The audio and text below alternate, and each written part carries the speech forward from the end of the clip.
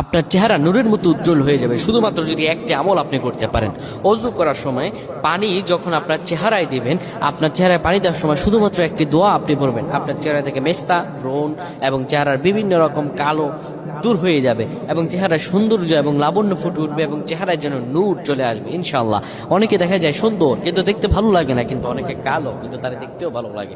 এটি হচ্ছে আল্লাহ তাআলার পক্ষ থেকে একটি রহম। চেহারা সৌন্দর্য বৃদ্ধি পাওয়া আল্লাহ তাআলা দোয়া কবুল করার মাধ্যম, চেহারা সৌন্দর্য বৃদ্ধি পাওয়া গুনাহ মাফ হয়েছে এটার মাধ্যম।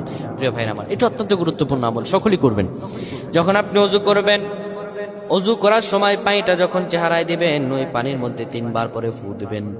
আল্লাহু নূরুস সামাওয়াতি ওয়াল আরদ আল্লাহুম্মা ইগফিরলি, আল্লাহু নূরুস সামাওয়াতি ওয়াল আরদ আল্লাহুম্মা ইগফিরলি।